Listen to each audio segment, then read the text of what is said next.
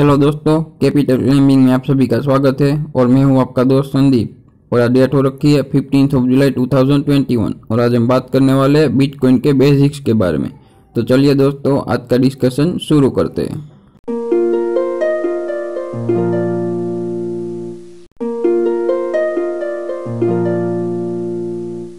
दोस्तों, सबसे पहले हमें बिटकॉइन को समझने से पहले क्रिप्टो करेंसी को समझना होगा कि व्हाट इज क्रिप्टो करेंसी। तो चलिए दोस्तों, उसका डिस्कशन शुरू करते हैं। क्रिप्टो करेंसी जो होती है बेसिकली दो पार्ट में डिवाइडेड होती है। पहला पार्ट होता है वो होता है क्रिप्टोग्राफी और दूसरा पार्ट होता है वो होता है करेंसी। फ्रेंड्स, सबसे पहले हम समझते हैं क्रिप्टोग्राफी के बारे में। What is cryptography? Cryptography is a science of एनक्रिप्टिंग and decrypting return communication, यानी कि लिखा हुआ एनक्रिप्टेड और डिक्रिप्टेड कम्युनिकेशन होता है।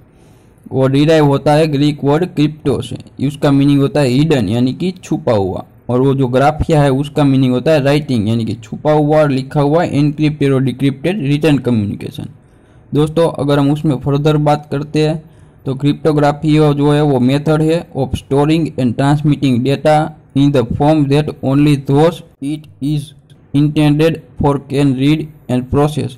यानी कि जिसके लिए जो है भेजा गया है या फिर ट्रांसफ़र किया गया है वो ही उसे रीड कर सकता है और प्रोसेस कर सकता है, ऐसा ट्रांसमिटिंग डेटा होता है। It is science of protecting information by encoding it into an unreadable format, यानी कि इसको एनकोड किया जाता है अनरीडेबल, यानी कि कोई उसे रीड नहीं कर सकता ऐसे फॉर्मेट में।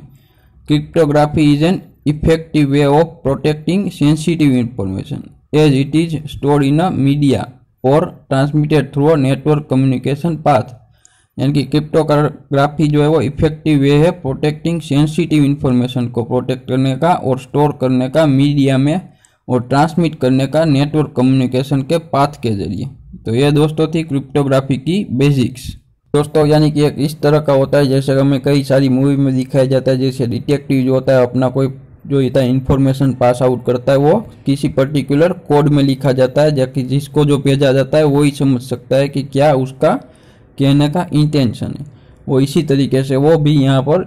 जो है एंड टू एंड इनक्रिप्टेड और कोड वर्ड में वो जो होता है डेटा ट्रांसफर किया जाता है। दोस्तों, अब हम कंबाइंड टर्मिनोलॉजी है क्रिप्टो करेंसी उसे समझने की कोशिश करते हैं। क्रिप्टो करेंसी को बेसिकली कहा जाता है डिजिटल फॉर्म ऑफ कैश, यानी कि डिजिटली अवेलेबल कैश। दोस्तों, अगर हम क्रिप्टो करेंसी को एक एग्जांपल के जरिए समझने की कोशिश करते हैं तो जो मिस्टर है वो इंडियन रेसिडेंट है, वो जो है अपना जो है डॉलर ट्रांसफर करना चाहता है अपने फ्रेंड को जो है यूएसए में रहता है मिस्टर बी, यानी कि वो एक बैंक के पास जाएगा, वहाँ जाके जो है ट्रांजेक्शन एग्जीक्यूट करेगा और बैंक जो है वो चेक करेगा कि मिस्टर ए सेंडर है और बी रिसीवर है, और तो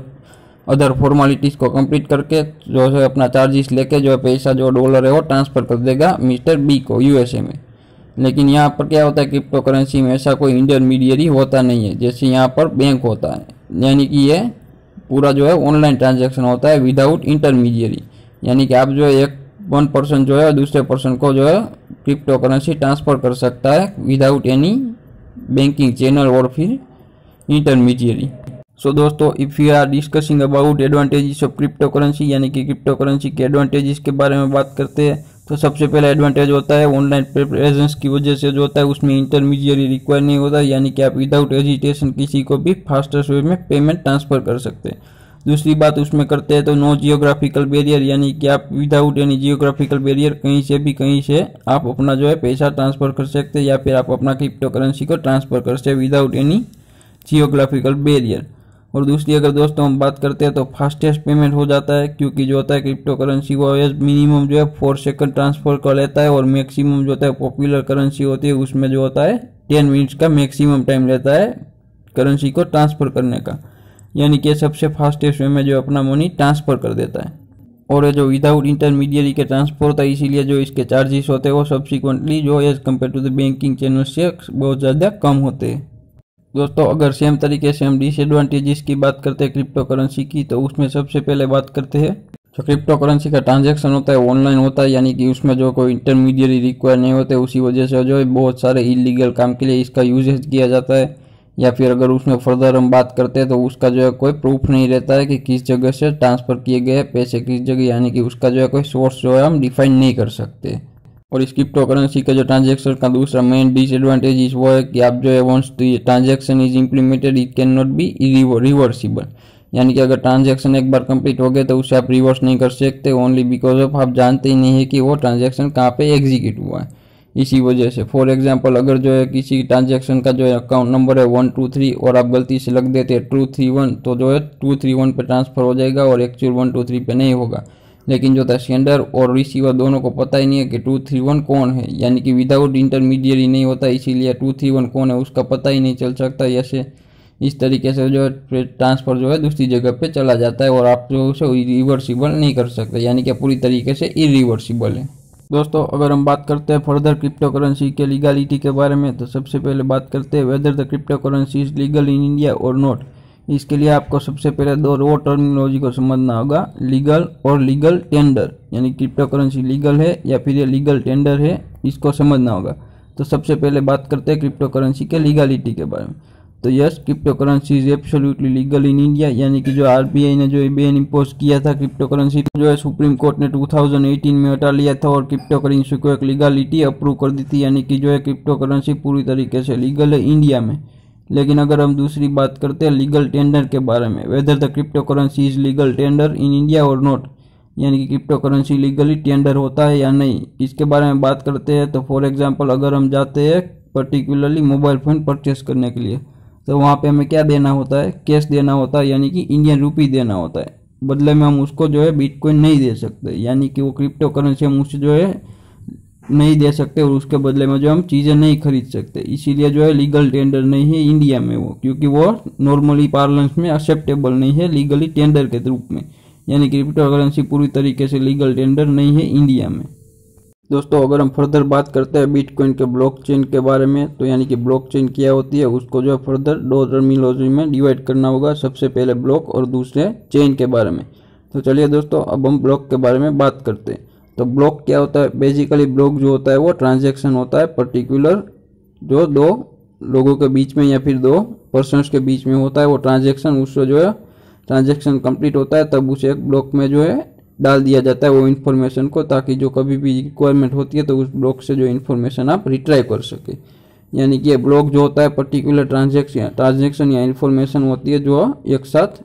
जो है डेटाबेस में जो उसको स्टोर किया जाता है, उसको जो है ब्लॉकचेन कहा जाता है। लेकिन ये ब्लॉकचेन जो होती है वो ऐसे ही तो नहीं होती, लेकिन उसके लिए जो होता है बहुत सारे जो है मैन पावर लगता है, वो जो है ट्रांजेक्शन को अप्रूव करते देखते और फिर उसे जो है ब्लॉकचेन में डाल देते हैं, ताकि जो होता है उसे एक ब्लॉक में डाल देते हैं ताकि वो कंटिन्यूस ब्लॉकचेन बनती रहे। और जो ब्लॉकचेन होती है वो जो होती है पूरी तरीके से हाईली सिक्योर्ड होती है, यानी कि इस पर जो है किसी भी तरह का जो है अटैक हो नहीं सकता, यानी कि इसकी इन्फॉर्मेशन को जो है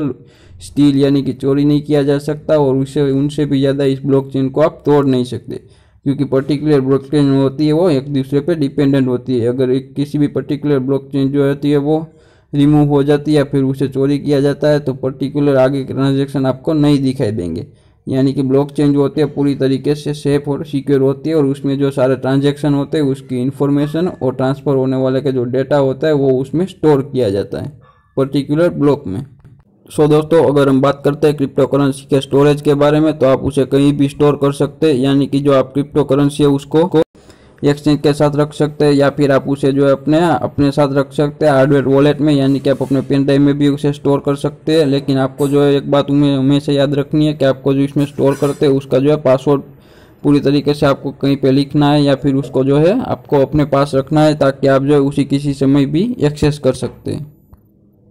सो दोस्तों ऐसे अमेजिंग वीडियोज़ के लिए कैपिटल क्लेमिंग को शेयर, सब्सक्राइब और लाइक। मिलते हैं अगले वीडियो में।